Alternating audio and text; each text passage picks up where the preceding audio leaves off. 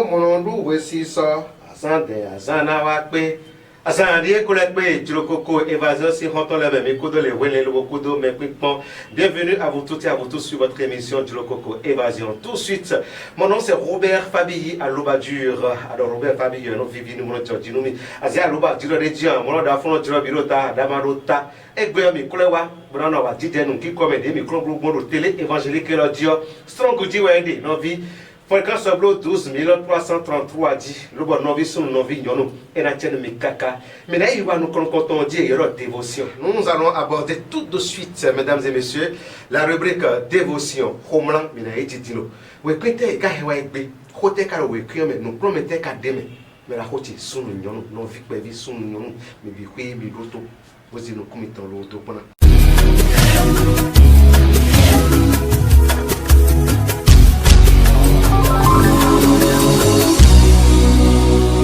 Bien-aimés dans le Seigneur, nous vous disons merci d'être ici avec nous.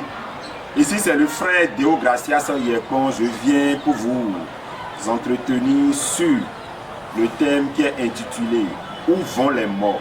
Où vont les morts, c'est un thème qui a l'habitude de venir de nos jours, où on a l'habitude de dire, et dans nos langues maternelles, mais comment y filer.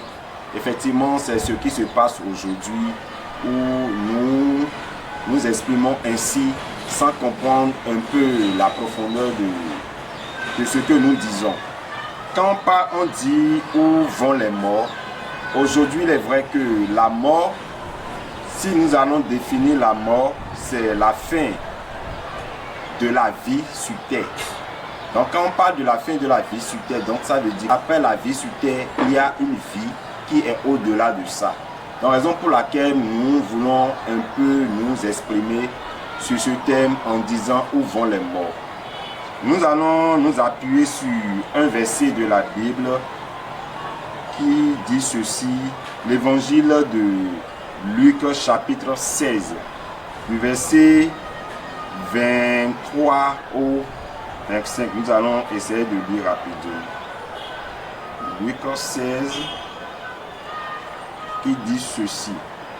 Nous commençons par le verset 20. Un pauvre nommé Lazare était couché à sa porte, couvert d'ulcères et désireux se rassasier des miettes qui tombaient de la table du riche. Et même les chiens venaient encore lécher ses ulcères. Le pauvre mourut et il fut porté par les anges dans le sein d'Abraham. Le riche mourut aussi et il fut enseveli dans le séjour des morts. Il leva les yeux et tandis qu'il était en proie au tourment, il vit de loin Abraham et Lazare dans son sein. Il s'écria, « Abraham, Père, aie pitié de moi et envoie Lazare pour qu'il trempe le bout de son doigt dans l'eau et me rafraîchisse la langue car je souffre cruellement dans cette flamme. » Amen. Bien-aimés dans le Seigneur, nous voici l'histoire d'un homme, de deux hommes, Lazare et le riche. Lazare étant un pauvre qui n'avait rien du tout, mais c'est un juste, il ne veut pas du tout se corrompre avec ce qui se passe dans ce monde cruel. Ce que Lazare veut simplement, c'est de se rassasier des miettes qui venaient de la table du riche, qui était le riche. Maintenant les deux moururent et nous voilà ici. Lazare se retrouve dans le sein d'Abraham et le riche est dans le séjour des morts. Le sein d'Abraham, c'est quoi? Nous pouvons dire aujourd'hui, quand nous mourons, nous quittons sur cette terre. Il y a deux endroits où nous allons. Soit dans le sein d'Abraham, soit au séjour des morts.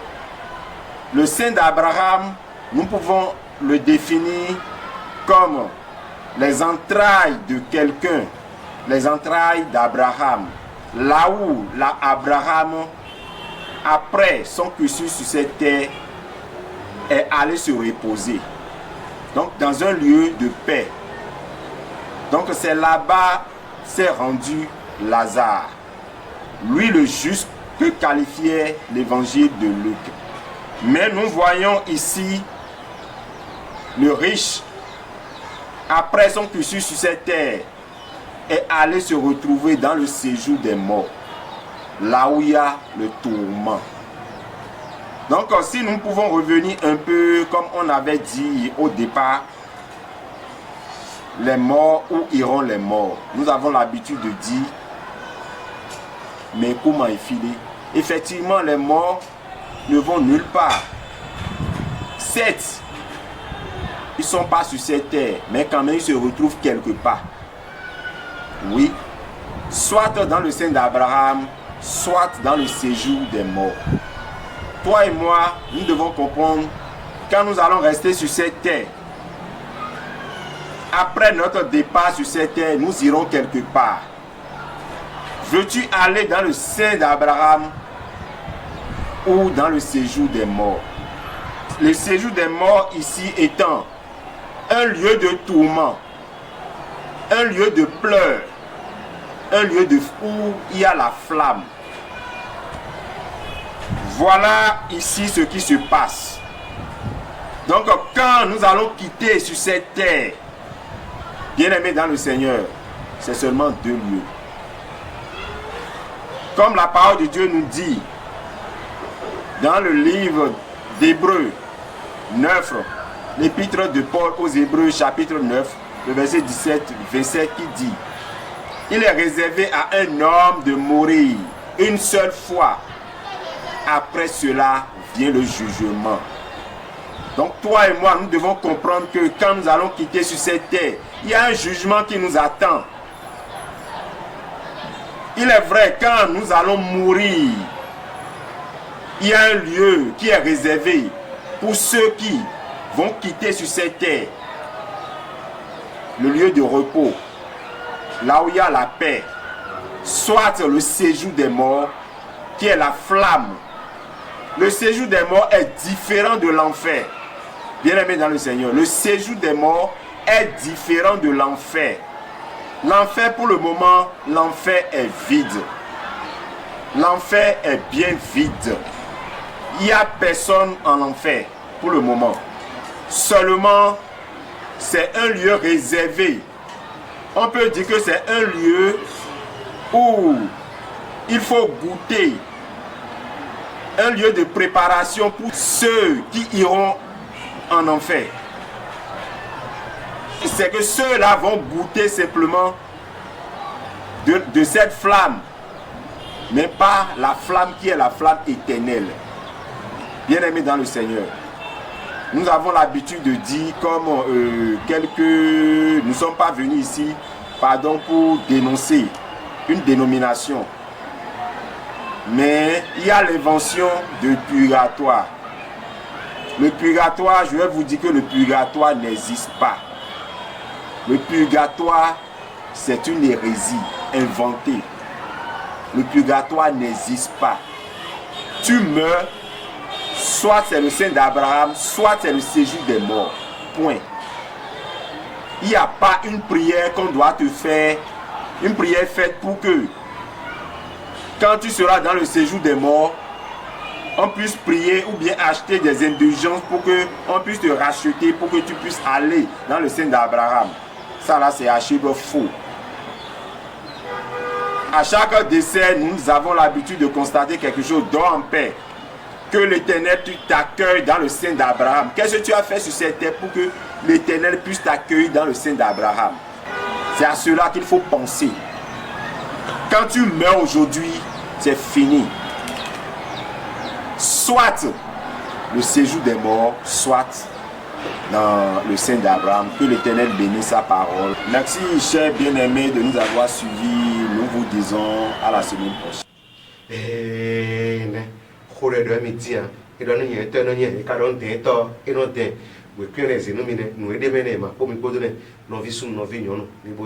Vous êtes zéro besoin de ton lèvre. Pour la mort, on a et là, il nous écoute au point de ton lèvre. Mais là, il y a un et il y a une attaque. Attaque. Pas ton wa aigri. Et t'es mis carrément mis aigri d'attaque comme simple. Ou est pas vieux. Avoir le prêt. Et ya. Et yo. Et zandé.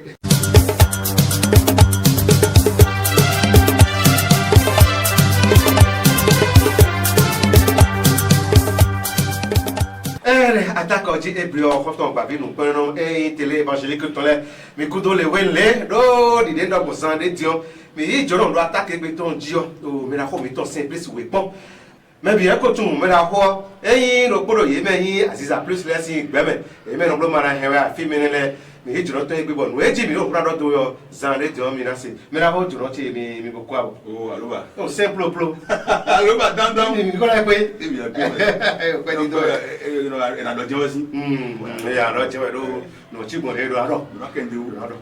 ko ni aro egbe mi aro kodo alo wiwi no eso wo wendole yo gbete to e wendole ka de lo egbe supa si kuro ko sa gbete to e ka de egbe ne ma de lo ma kan me egbe to mi na iji on na yi ko goro po ji we lo ye we ko do proverbe me no ji me de mariage yo France lo poge we goro poge ji we jijo et donc femme soyez soumise à vos maris. Homme, aimez vos femmes. Et donc, nous, mi weta, nous assumons ton lait. Sous lait, mi yiwa nous assumons ton lait. Obédi, alors oui, le windomio, et dit ton père, et mais la rose simplice, oui, bon. Oh, bête doué, alors oui, kadegbi. Sous quoi s'il est peut-être. Miro ndele mo to ko me we no to kesi. No to kesi alors. No to kesi. Ne to kesi we. Eh, to kesi ya. Oui to kesi ya. Abe ko di abe si, Bíbélì abe ko sisi. Bon, we we je do lo nje. Jésus si ko ile ko wa we. Le retour du Christ est imminent. Jésus si wa ko ya proche. We nous et wa ton kaya le yo en tout le monde nous bada nous teme nous ma stopé nous taper d'eau nous bloukou quelque na do quand we remet au roi de Dieu allez moi Éphésiens 5 verset 22 même à Louis II et donc femmes soyez soumises à vos maris comme au Seigneur non weta idonu asutoe le ano idonu ma gbejo Dalo alo lita inu akunu gbejo ro egbe dion menaka tari idonu ma odo e aloba aja sudagbe aja sidagbe bo mi pe o ba me la frontière bodo ho pombo aru bi agoro po o changa pombo ne. Voilà, je t'aime, on s'aime. Comme nous, tout. La fou, bon, attendez, mais. Elitoa. Nous, Elitoa, elle doit tout mais hein. Et de fondation hein. Tout mais moi aussi à l'Idoyon. Et à ma sous les. Bon, mon les, bon, mi jomi de l'ayo. Mais là, c'est pas mi de l'air. Mais là, les bon, il pasteur de bon. Moins. Ah, pasteur. Ah, et mon frère Alouba Dieu, nous tout est dit. Alors frère Alouba Dieu. Alors frère Alouba Dieu, le homme. Ah, moyen. Mais on, mi boy do. Boy rodé. Boy comme la pour nous, moi mi la blood et qu'à son béca tout ya. Bon nous bois. Moi do mais non pas. Et machine. Et quand moi yo, et le dion, Alouba Dieu de chocoto. Alors non on a des au Djibou. Bon, bon. Travail. Et où? Mais ils tombent leur formation de couple, puis après, les ah, les assurants vont s'aider, les assurants vont s'aider. Voilà, mais la communauté qui a un et où, les militaires, et rien, et la communauté bon. Bon, à la famille, nous n'entendons. Voilà, connaissez les parents. N'y a pas de vu ton bout de métro. Comme il y a longtemps, nous disons, le bon, et n'est pas l'eau. Quand vous n'avez pas de mettre au doigt, et donc ici, vous voyez, et qu'on a un pardon de bois, les gens bien dans la loi Dieu. Lo mo don ai ko ya ka me yo, mo don ai yo, e do nu eni. Ali ma ko do a zo mo ti ko gbe sangbe. E mi na gba ne godo lo yo. Ina bro, ko do pa lo riro. Akosu mo do meri. Bende. Bon, mi na fota nu a lo riro akuro be to nu kon bo. So kule akuro. E ne le gbo kon to ran do. En kom do po do gbe sangbe do. Mo ko be to po sinu kon. Wele gbèrò ọ ìnáṣẹ ń bọ mìíràn kó tó pọ ń bọ èmi náà mọ tó bẹ tó ẹ kí sí mi nílẹ bẹsí gbẹnigbẹ. o mera ko simple mi ma ro metre nta fo foji no mi na wa ko ji san de mo na kan bi odo ti me de e gbe san gbe e mi de o eyin agun le gbo ko to edo mi de lo le flavo est-ce que mi na metre yi no je ko do ko bro pon ye de we do me no igbon asupa sipo lewe no igbon akun keke de gbetin bro mu nkan to pon fi lewe gbe ya ewu yin mo nje yo edo nu yẹn agun me yin no yin ko de ton de yo le mi to be ni c'est ça bon mo we lo ka bi ogbon edo we me flavo yin le gbo to pastor lo wa ko do we ko kiyan mo a we blo we ton itaka mo we ba che you know dasa o ya we ko ro tele we kare ro dasa ife on bo de wa break ogun to ba no to abo ara kun ti fe to àwọn iwo lo wa kun ganu ase me le o e do ko me le ra kun ti sa aloba e mo yo e da sa se ndo ye bo de ro fo mo yin bene e mi ma yo pastor le ngo to do wa bo do si yo mi e no do do we do we awa ilo mo di o mu ya o bo ere si o akonta ijogo no akon ba to ne am ko ria e no jo ko no jo fen bo e no je ta kaji mo da pa when you got don tubo e na jo pa akofra e no jo mo awra e no ka e no jo mo ha dion agbon na ma na ni alo edo na alo ji na bison do kaka bo na ya so kwa sipo alo na ma pe do dia flavo ani ne ma wa de ma kamenu e ma pe do alo mo ko to ai gbe e wa don do ade wa no ko ra wa den we nu e mi me toro mo dia but one lead wo jon Kristo dia yo you know po egbe flavo sunwo o ko edo o mi je duru ji ba flavo o e jiro ato e ai mo gba fe le de e jiro ato e wa do wa ba ko ha sunwo yo ai pon kon to bo sunwo do pa o sunwo ko do yo a je baji no afino just memory pan bi aldon o sunwo na be wa je mo ji don ai je to ko to pon ji ai ko to pon ji yo o pon ji o mo ablo da je to ji afọdún wa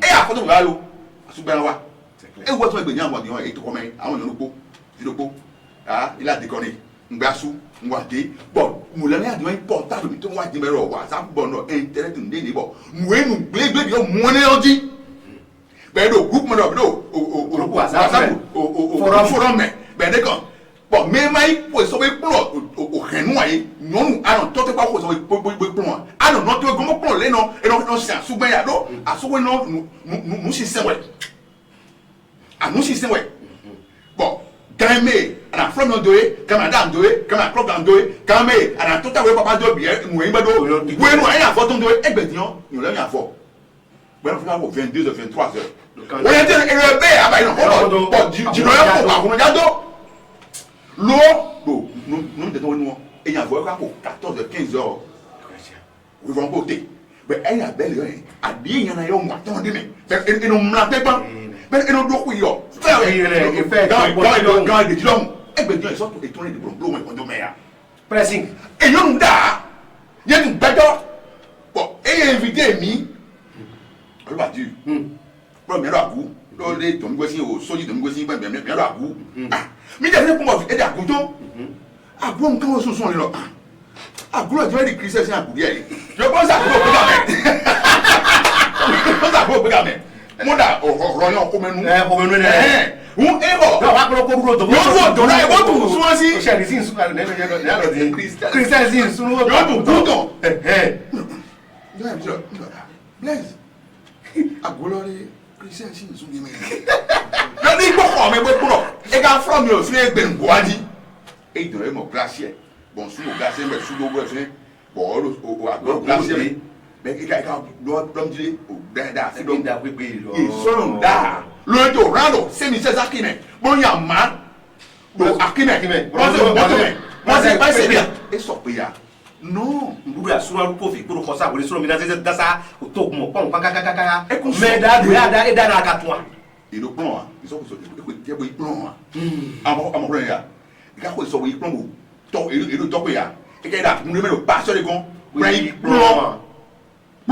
a sushi se un we me lo do zan nga fle di yo e no plan la akomasi fait lo ai wa suto e ko ba zan rien asura jo we do la leje ko ta ponji e wa do nyun gon bro fi yon wo wenu e atoka do bolendo qui de ça mon Dieu sou mi to mi lo mo e lo mi ubo mi lo mo mi to azora bon e wa mi ayon le kon le yo don le la fri Pascal ye pe pa no wenu e yo e na ya fi se lo mi Pascal lo fi no wuye fi no ba fulu mo ni o e mo e ba pon no e do volume bi e do volume ya tale bo fo yo il y a si bro amenta bro amenta go me ka go on se no you want the say round me ama to fi are abe de ko si are yo abode kuna wa bo no lo e ande pasaji oh me la ko simplice me la le wa ko loji do gamin na mi o gamin o flet up pe me la le wa ko loji do nu e no so bo egbedion amo jeune tamle il a un keke il a un moto mais tiens il bon il a beau mon mari là vraiment il a déconné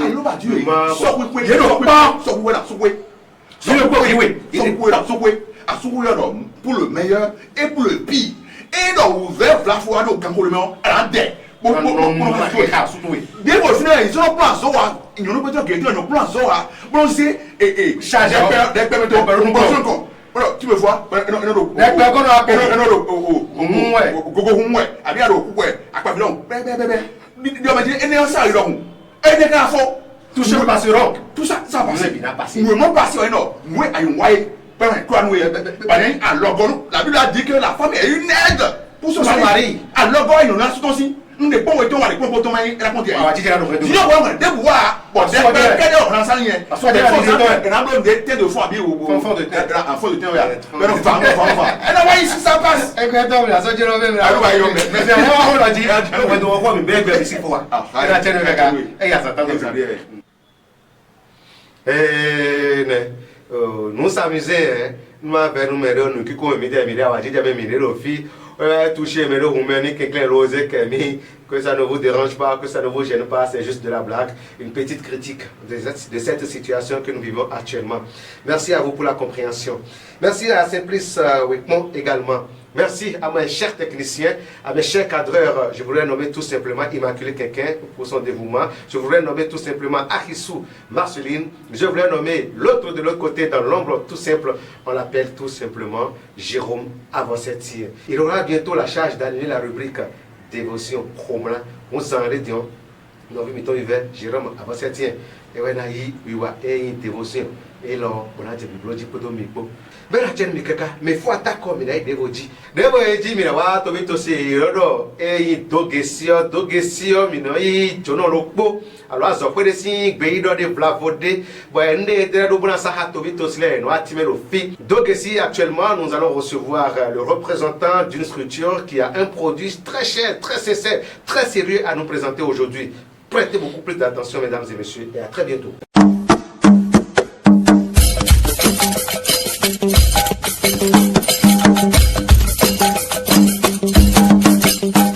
Voilà, chers amis, bienvenue sur la rubrique Dogesi.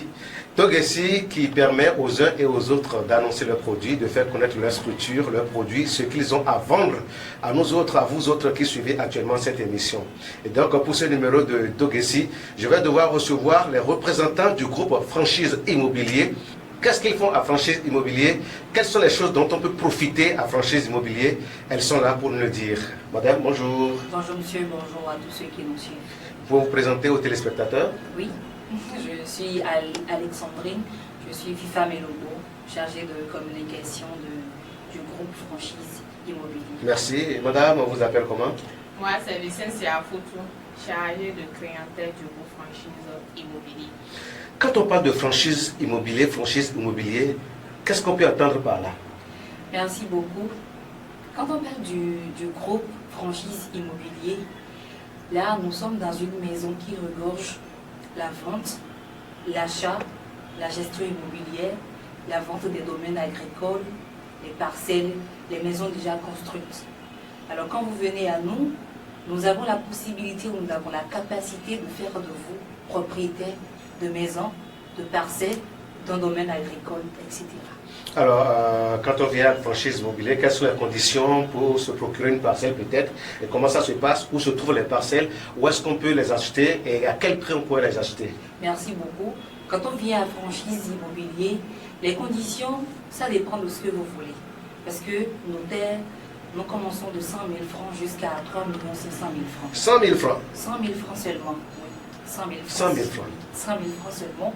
Alors quand vous venez à nous, c'est-à-dire vous avez déjà les sous ou la moitié, vous n'avez pas besoin d'avoir la totalité.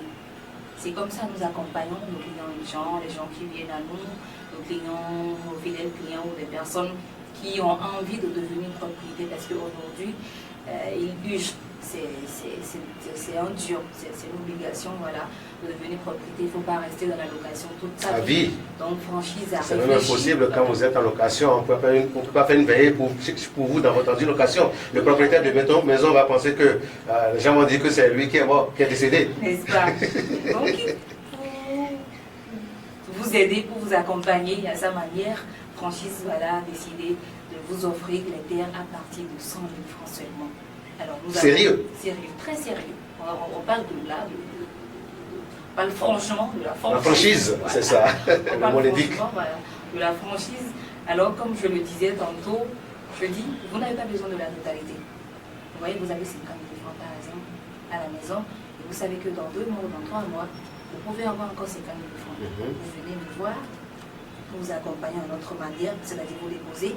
On vous suit jusqu'à ce que vous payiez la totalité. Les gens dépositent. Voilà. Quand vous payez la totalité, on entre en possession de votre parcelle. On vous aide dans le processus, les papiers qu'il faut, les gens qu'il faut voir, comment faire, le classement, tout et tout. On vous aide et puis pour devenir propriétaire. Aujourd'hui, il y a plein de maisons qui viennent dire je suis vendeur de parcelles, je suis vendeur de parcelles. Si bien qu'après, quand vous achetez ou quand vous vous approchez d'eux, vous êtes déçus. Quelle garantie nos chers téléspectateurs qui nous suivent actuellement peuvent avoir envers vous par rapport à vos mêmes parcelles à vendues? Comme je l'ai dit au début de cette émission, la franchise, c'est notre affaire.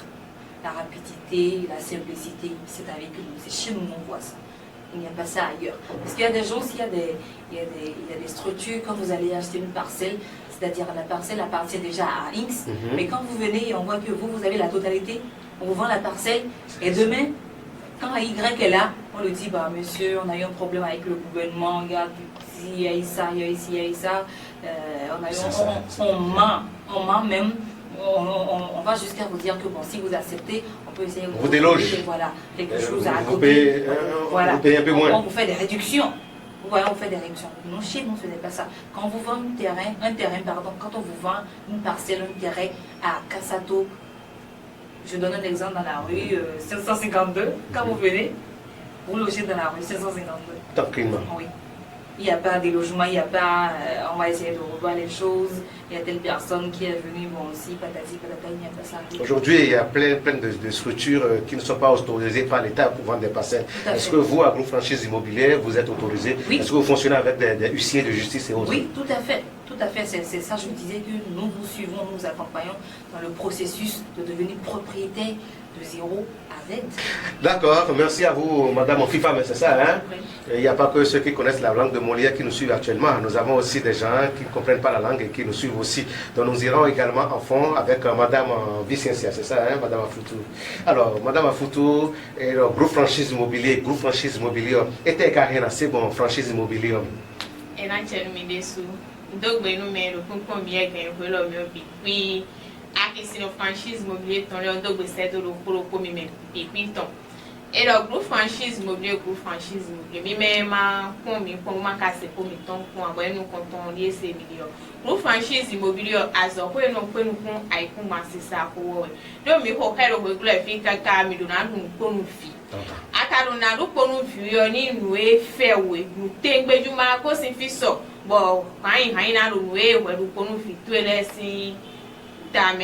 et yo me franchise immobilier dessin atelo fi de bulo bene ku gbanji bulo mi kun edion poro ko de bupo wa franchise immobilier mi na to hawe wa na uzu propriétaire ai ku gbanu koko de zo jage gbe ologun san le dion ne mi ma telo ko bia bolo pele lo ko sa hun mi wa ai ku gbanu lo franchise immobilier si de poro 100,000 ko na mo ai ku gban taki kawe ko ne trolo ma quand de après mina wa ikunba mino kambia minero ikunba nje kawe aji ikunba we kanji wero ketu eni do université agricole ketu ton de bois 100,000 e glo kanji glo ton 500 mètres carrés we ketu kere e jotona 500 mètres carrés we wọ́n mi go sí ketu 7 odion 100,000 minamo ikunba kokoko ene hun mi mero mi kun idile mi ma lo mi yo je mi na lo ko sa to bo fu propriétaire ai kun gbanu e o mi tero pe pe mi a franchise mi na to ha do mi na do pono me jire me de fie mi ne gbe yo ano ho ha ya me onu e ma juro akrewa eno aro mi mo we amore yi no ro to gboji o pied cycliste pied à terre de 22 heures ho ono yi no kun to si 22 heures ho gbe ya ya le inu aro propriétaire vicieux de be do kuro fine bo kun ko do asito e unu aro sunza koko ama ho gba je na no aka papa bi de mi ja ho eni ma no zo eni no zo do zo bo gros franchise immobilier mi ja hundo mi di bura meje me ko ko na uzu o propriétaire e file te la kuma kale de ene ketu kere mi franchise immobilier ai kun maria bonu mi totally gbe don para ku arrondissement nous comptons même au fine trop dio mi ai kun 150,000 e glo ton level kun kan to me fisi ai kun ba 600 mètres carrés en glo ton 150,000 no bi akozu ko to koko do ze fine dio 250,000 minamo ai kun ba ko do ze ko me ton gbe no lian fi de ko mi ko be ko ai kun ba no bo yo no ko mi ton mo plaque mi ton ko vede dio so keke mi do aso hun mi do mizio mi na kun ke kai kin na te no kun ze mi chan pe obi ho de wo zo propriétaire ko le ko oro gani bonisa ko to be on to go dia te do bongo ko si pa ante on to go za za bra in bra alu viens abo propriétaire me humo yo de docteur camion be si 350,000 minamo ai kun ba holu tori ko ba ai kun ba no mi de azivia e be si 1,200,000 pa ou dio be si 2,500,000 minamo ai kun ba kere ka we a clé kun ba ba emilia mi va franchise immobilier minamo clé kun ba holu si para ku don dio 850,000 mi ko mon clé kun ba holu para ku mi wa ketu 1,500,000 minamo clé kun ba tori we ala da we mi wa gba mi ton sa mi na mo clé kun ma fini le mo na ko pocho no hibe no pe mi wero kan me die mi ra so de lo fi alors dites-nous madame Fifame quels sont les contacts du groupe franchise immobilier où est-ce qu'on peut vous trouver pour avoir les informations qu'il faut pour venir acheter chez nous pour devenir client fidèle du groupe franchise immobilier c'est bien possible. Là, nous situons, c'est-à-dire nous sommes à 2 endroits au Bénin. Nous sommes à Sikenkoji, nous sommes à Lobozumpa, c'est-à-dire à Kokotome. Donc quand vous venez au carrefour Lobozumpa et vous nous appelez, nous reportons, nous sommes sur le 63 24 24 05. 63 24 24 05. Là, c'est par appel que vous nous appelez. Nous reportons toujours. Ou vous venez à Cotonou. Vous faites comme si vous allez à Topa, vous quittez Étoile Rouge pour Topa, juste après le feu Marina, le carrefour. Juste avant la place bicentenaire. Voilà, hein? voilà. C'est quand vous quittez quand vous quittez Porto pour Étoile Rouge. C'est juste après. C'est juste avant. Non, ça doit être avant le après. feu Marina. Voilà. Avant le feu Marina. Mais quand vous quittez Étoile pour Topa, c'est après le feu Marina. C'est ça. C'est après. Et là, nous sommes au 97 43 65 65. Là, vous nous appelez ou vous nous écrivez via WhatsApp. Merci. Noi afutu Vicencia. Fite azika groupe franchise immobilier ton ekadjo alokan tele dire na mo mi wulidi. Chobo no manje franchise immobilier science kan mi mamu lo ko fifo no emile di mo ko na mi ya. No no na de no mi ya. Ganji. Sure. O franchise immobilier bla lo no wa e do ko no akisi no mi ton le diebu.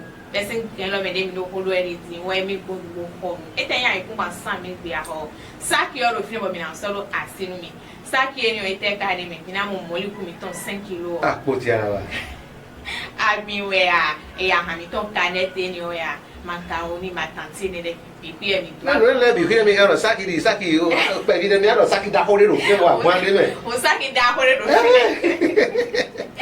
mina soro asinu mi ene ko ko we ru kene me e ko ru ko no matter 100 000 bi wa fa kun gba n 50 000 wa na ya jo ne wa jo de mi dana do ko ru e mi de mi me na ya jo no clean o le mi ma so ajo le bi bo soro kosa bo mi ja ro ha bi te ma mi na ho aka mi na ho ko e ba su kole bo ze ko dun gule o e vina be so la bore wa san ale ata vi de kuro kle ta ba ko jo ya mi o ta je alo mi na ru ko ru fi le bo dépense no ru po mi go si anjo no le gon mi ku wa follow franchise de manière ramasser madame Fifame ce qu'elle vient de dire. Oui.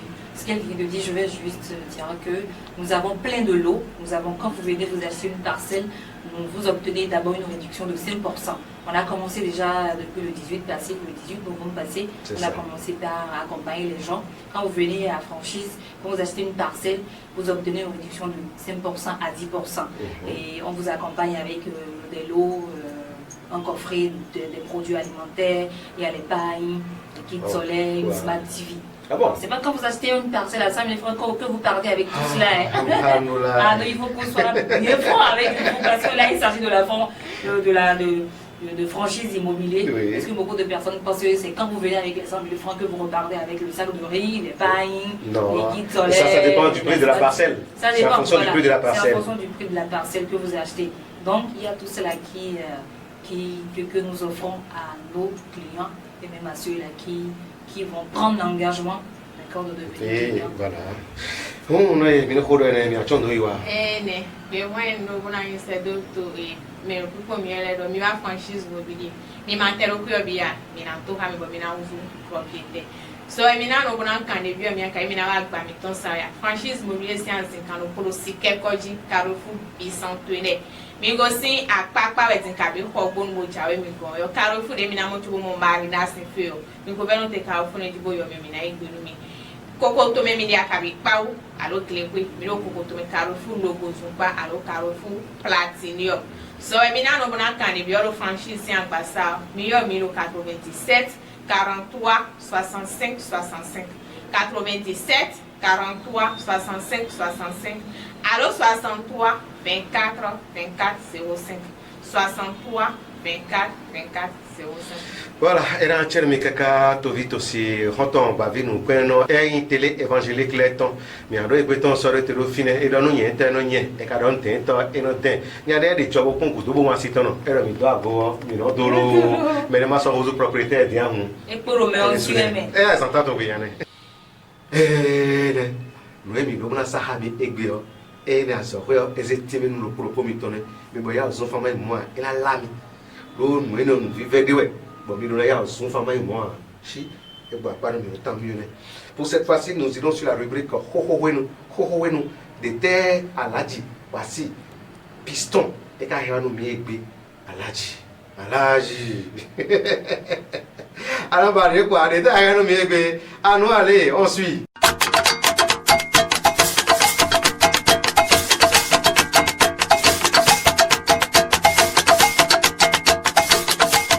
Aïe, egbe ton de mi jada o neno yoro bonjour grand roi.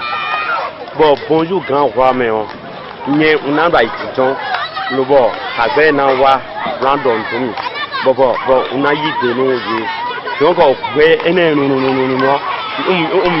mi na commencer à ho kaka jejeje ti de na wi mere bi se do we ne no we do alors che wuri ye ko me wuri le po do fini we ntroje un do aholu bo e na zimi da gade donc wa ehun de mi no da ibo loro bonjour grand roi mais en fait mi ai ehun dan le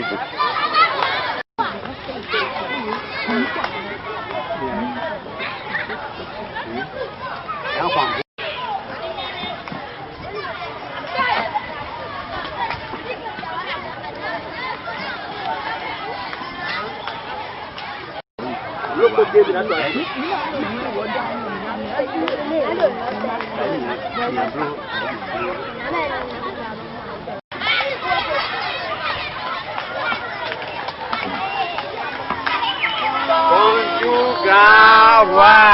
Bonjour, mes enfants. D'où venez-vous? Quel atelier? Quel atelier? Atelier Quel gambala? C'est un roux. C'est un ventant. Mais qu'est-ce que vous faites aujourd'hui? Mido. Aboyan ya bi. Ewo. Minagba. Nipo ganji. Nipo ganji nagba. Nipo ganji. Aboyan. Okay. Okay, Mido odan ya bi. Ya afọ ẹ ṣe àǹtí tó ń fi bò yọ̀dọ̀ mẹ́kọ́ gbogbo ọdún abamilẹ̀ ọ̀mẹ́ àmúlẹ̀ bí ìyàn àmúlẹ̀ bí kakọ́ máwùá ńlọ fi hàn ńlọ fi ganji ìyàn àmúlẹ̀ bí ìlọ nǹkan sọ̀gbìn àmọ́sọ̀gbìn ẹ̀ ń kò jà lọ́mọ yẹ̀bẹ̀ ó wá pò yẹ̀niwá.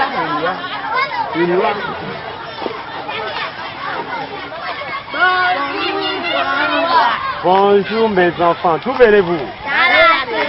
Quel atelier? Quel gambala? Qu'est-ce que c'est un Qu'est-ce que c'est un 20 ans? Mais qu'est-ce que vous faites au juste? Ok, Niro Matin avec. D'accord. Niro et Abonia. Ah, ok. Ah, Niro d'abord a dit.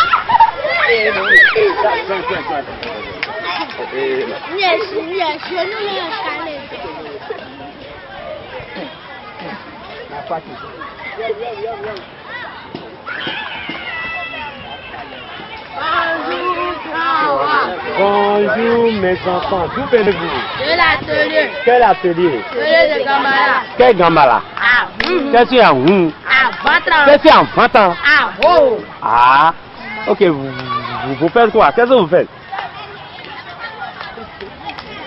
Ok, Miro, t'es souhait.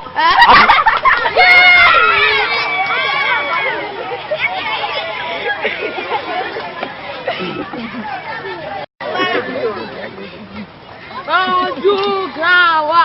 Bonjour, mon enfant. D'où viens-tu? De l'atelier. Quel atelier? Atelier de Gambala. Quel Gambala? Qu'est-ce qu'il y a? Qu'est-ce qu'il y a? Qu'est-ce qu'il y a? 20 ans. Ok, tu fais quoi là? Qu'est-ce que tu fais? Hein? Adopter la vie. Adopter.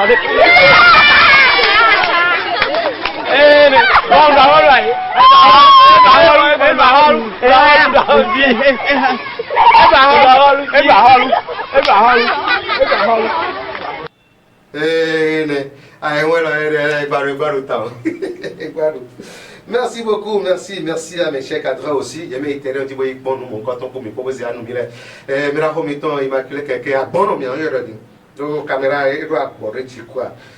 Mais ailleurs coton Marceline a Jésus. Madame quelqu'un a un d'amener fait ma photo.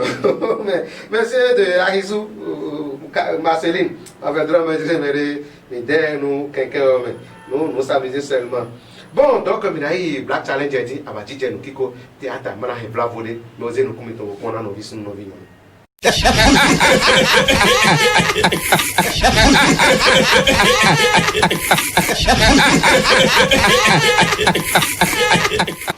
Ça qui l'a dit. Si. De l'aide pour le poton mi bon napon. Ah ouais, ton l'a dit. Déjà, non. Quand il y a un signe, Mais ça ici, mais ça de ce côté. Napon, non. Déjà, non. il y a un dos dans le haut. C'est des.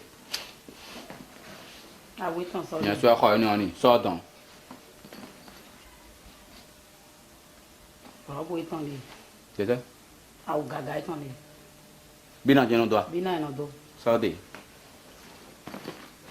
Il y a un pont, hein? Ah oui, ton sort. C'est ça, T'es côté, ouais. Et.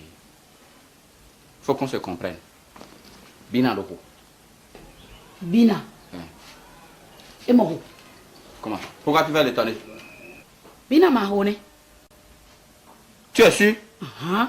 Bon, mets ça de côté. Ah, bon, c'est quoi? Cellulaire, ton maman. Bina do cellulaire. Bina do cellulaire. Il y a ton courant à bina nono. Quoi de millions de non, je dois y avoir caca pour Un je dois, oui. Eh. Bon, ça saisit. Une chose saisit là. Bon, il y a qu'à y aller. Oui, je suis son papa, non? Papa, il Continue.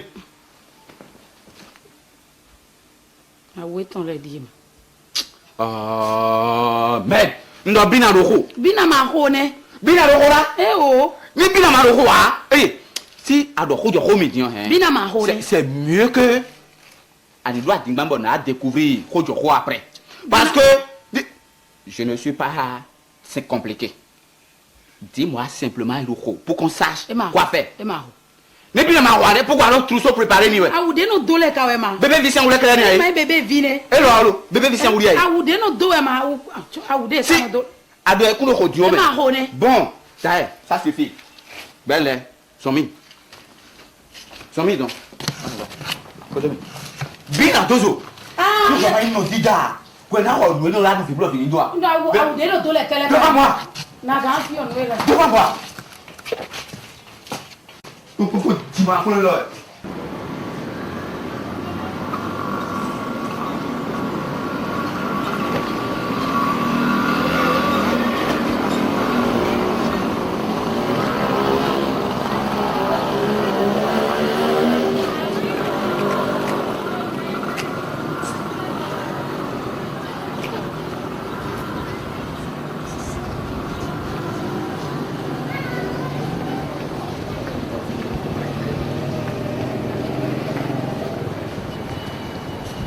Ifacho fue gbera. Ura mi sai gbera be sino je mere un lo ma ko de se. Ura mo to bo. Mo pe ma vraiment. Ah yo mi la. Du. Ah aru pe. Du. Dame alors du. Et bon, ce qu'on va faire, Milo Kandium. Très bien. On va où ce soir? On a foutu mes soirs, tu vois. Mini restaurant. Restaurant, il y a mon temps, on a gagné à mi plage. Plage Jaco. Et donc, animé quand. Donc, mini que mini Jaco. Plage Jaco. D'accord. On met ça à quelle heure? On a bien, mais on a non bon agneau. On a bien. Mais vous êtes 17h. 17h. Donc, caca est pour 16h. Il a repris à donc, caca est 17h. D'accord. Bon, on a assez repris. Mais là, son papa, on a assez repris. Très bien. Mais tu vas voir, tu vas mais pas tu n'y as pas tout là. Pas tout là. Combien mais c'est que ça à tout le moment quand on remet quand on remet ce que je veux dire par là oui non j'étais vide une jodo chowa mon ministre bien jodo chowa mon oui non bien ministre aussi quoi en gras c'est ça non n'a bien côté simplement d'autres mon million comme là bon ou bien dis-moi nous présentable aussi quoi bien oui alors présentable non bien mais pour conflit et le 17h n'est pas chantier tonji. Chantier biton. Ah, ça tombe là. Normal. Tout. Bon, ce qu'on va faire. Il a son corps. On a appelé le piton. Mais c'est programme de moi. D'accord. Oui, sans problème. D'accord. Tout. À tout à l'heure.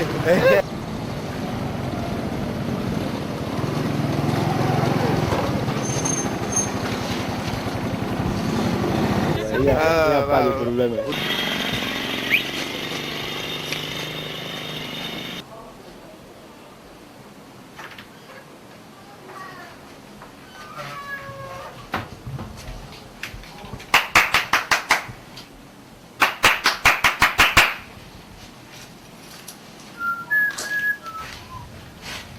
Oui, bonjour jeune homme. Comment ça va? Ça va bien. Non, tu as un soupçon.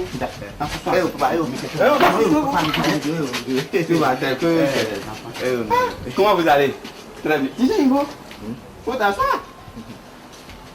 Alors, bien le bon monsieur là. Ça va très bien. Kwegwero. Ça va. Allô, Candia. Papa, allô. Ça va. Et puis, Candia. Ah non, ça, c'est bon ça. Tu es trop bon, hein? Oui. Ah non, ça, c'est... C'est grave. Oh non, ça c'est pas un problème. Mais nous sommes sortis au normal. Fais-toi demain. Oui, très bien. complet prêt-à-porter. Ah, prêt-à-porter, c'est ça. Ça, c'est intéressant. Bon, Ité, affogateur, non, il y a affogateur. C'est bago. C'est bago. Oui, oui. Non, ça, c'est très. Merci beaucoup. Quand je vois des jeunes hommes habillés comme toi, oui, non, non. Bon, par la boue, là, ce bout de bi. Oui, Wata. Hein? Wata, elle est là. Ah, Wata, elle est là. Non, ça, c'est bon. Ah, non, non. Elle n'a pas de papa. Elle n'a pas de père.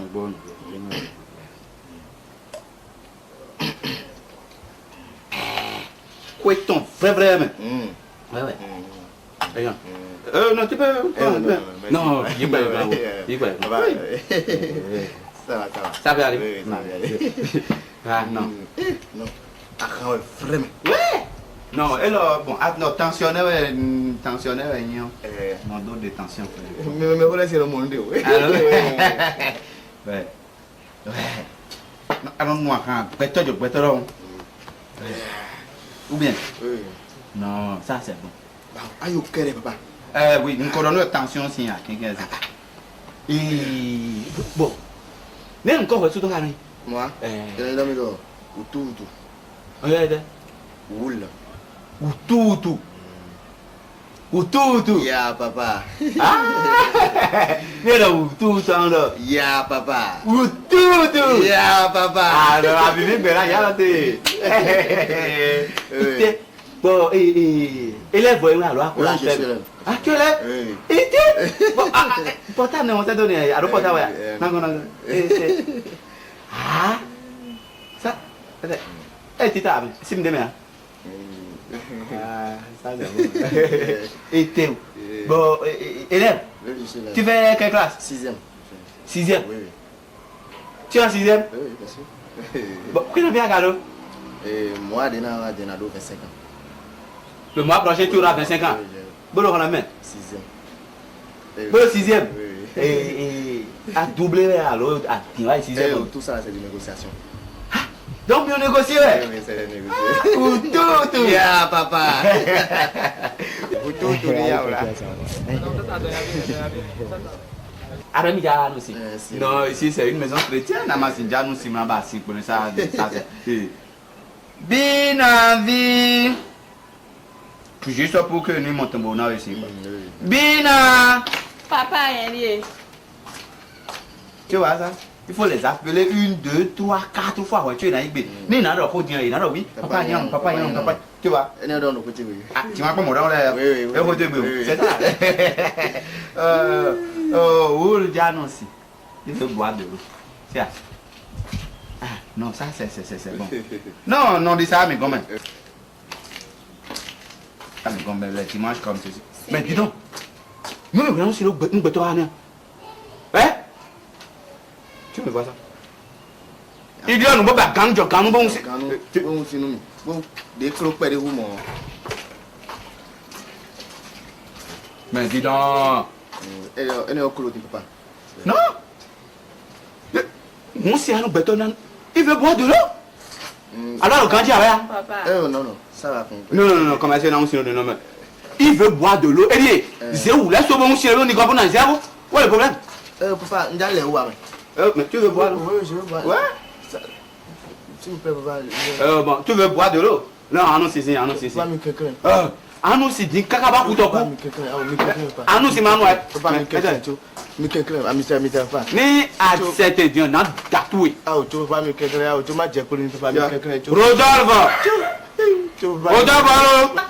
Wa konu.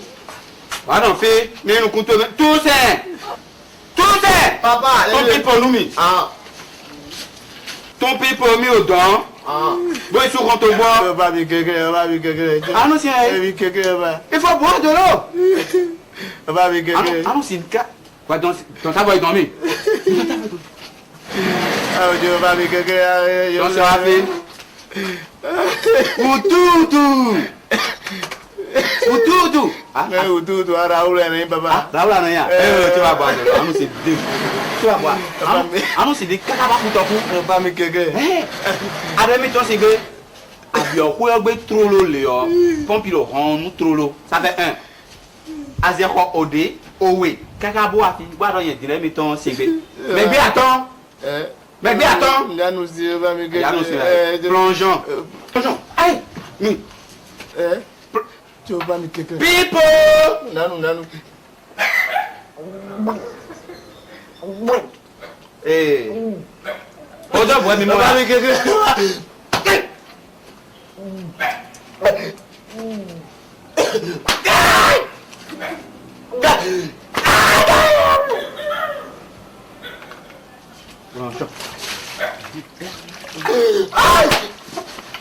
Papa, un coup. Hein? Un coup.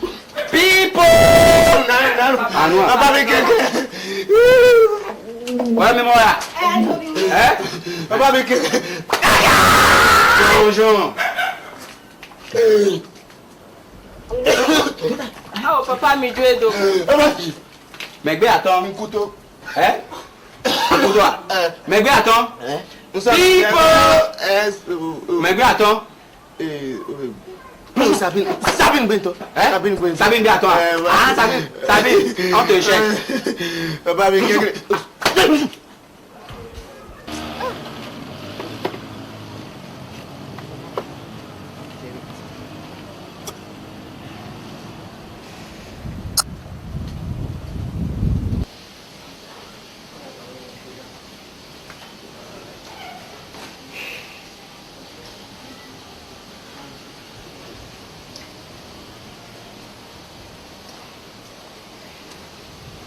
Ah non, si on a pas mal. Si on a pas mal.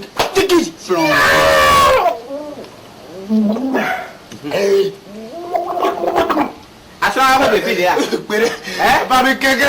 Aso awa pe fi de ya. Pere go papa. Aso ma de me. Papa. Papa ma de me ne. Papa. Ade me. Papa.